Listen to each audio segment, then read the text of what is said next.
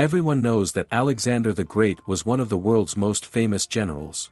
But Alexander the Great is also one of the most enigmatic historical figures. All that is known about him is the work of hundreds of people who in the surviving manuscripts, books, historical documents of several states searched and collected information about this great man. And many of these data, coinciding in time, eyewitness accounts and fixed by written sources, claim to be the historical facts from the rich, but so short life of Macedonian. We have collected in this video the most interesting facts, most of which you may have never even heard of. Alexander the Great was born in 356 BC in the ancient Greek city of Pella. The exact date of birth of the great commander is unknown. Only the year is known. But there was confusion with the numbers and months.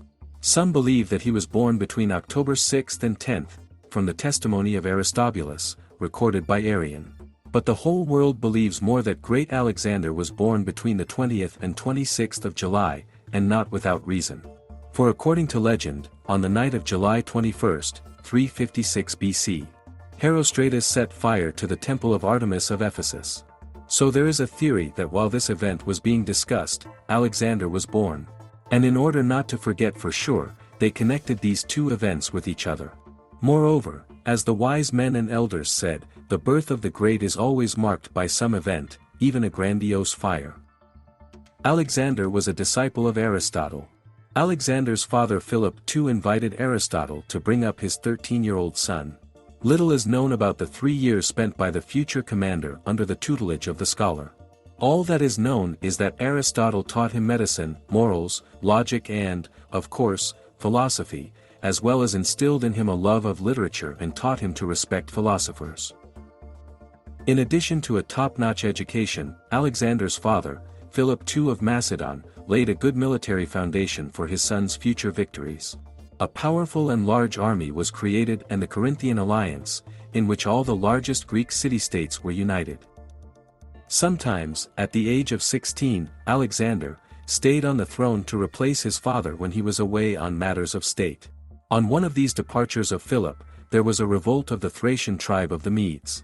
Alexander suppressed the revolt and named the former Thracian settlement Alexandropol, establishing a city there. He won his first victory against the armies of another state when he was 18 years old. Ascending the throne in 334. Macedonian crossed into Asia, now Turkey, where he won a battle with Persian troops led by Darius III.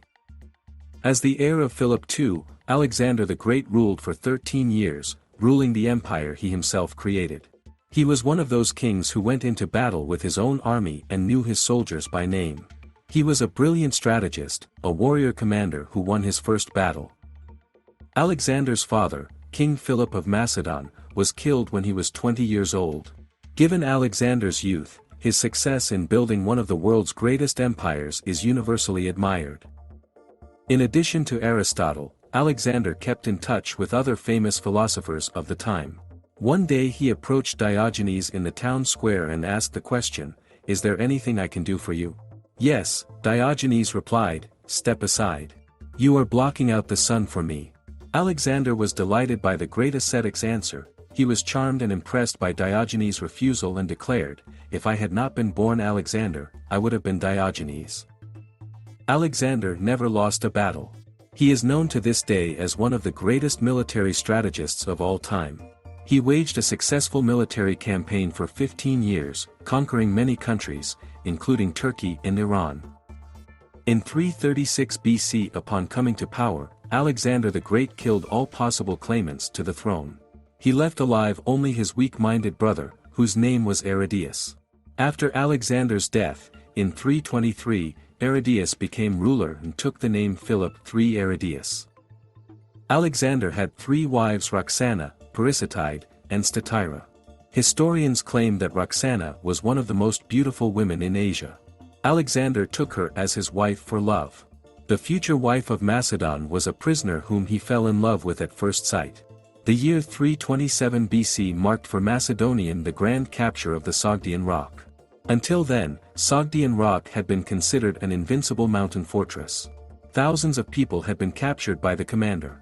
One day Alexander was strolling about, looking at his captives. Among them he saw a very young girl. Her name was Roxana. She was the daughter of a nobleman from Bactria. According to Alexander's decision, it was soon decided to marry her. Roxana became Macedonian's wife. A few months later, after Alexander's death, she gave birth to a son named Alexander IV after his father. Alexander certainly suffered from delusions of grandeur, but hand on heart, he had every right to do so. He was a genius who considered himself a god. He liked to name conquered cities after himself. So formed a number of Alexandria, the most famous of which was founded at the mouth of the Nile in 331 BC. Today it is the second largest city in Egypt. The other Alexandria can be traced the path of his army through the territory of modern Turkey, Iran, Afghanistan, Tajikistan and Pakistan. Not far from the site of the battle on the Jidasp River, the most expensive victory of his Indian campaign, Alexander founded the city of Bucephalus. The city was named by the king after his favorite horse, who was mortally wounded in that battle. 6 years of invading the Persian Empire bore fruit, Persepolis was conquered and the empire subdued. It was up to Alexander to retain power over it. To this end, in 324 BC, Macedonian decided to hold mass wedding rituals, forcing 92 respected Macedonians to marry Persian women. The commander himself took as his wife the eldest daughter of King Darius as well as the daughter of King Artaxerxes. Moreover, after that Alexander began to wear the striped tunic, belt, and diadem inherent in Persian royal attire. Alexander the Great smelled pleasant. According to historical documents, the great commander was known for his love of cleanliness and always carefully observed personal hygiene. He also used incense for the body, so the body of Macedon exuded a pleasant fragrance. 400 years after the king's death, Plutarch created a work called Lives of the Noble Romans. It states that King Alexander the Great's skin smelled of pleasant incense, his breath was always fresh, and in general his body was permeated with fresh scents. In many ways, the olfactory detail was an attribute of tradition, according to which the all-conquering king had a divine origin and signs accordingly. The commander himself more than once declared to the public that he was the son of Zeus. Only once did Alexander the Great leave without a fight, without victory. One day Macedonian decided to capture the city of Lampsacca. And so, when the guests were already at the gates of the city, ready to strike, Anaximenes, one of Alexander's favorite teachers, who had taught the young conqueror rhetoric, came out from behind the walls of the city. Hoping to save the city, Anaximenes opened his mouth to draw in more air and say. But, overwhelmed with respect for his teacher, Alexander did not let him open his mouth and shouted, Anaximenes, whatever you ask of me now, it will not happen. I won't do a single one of your requests, I swear. But Anaximenes was cunning. He knew how to deceive his disciple. I don't want anything, he said.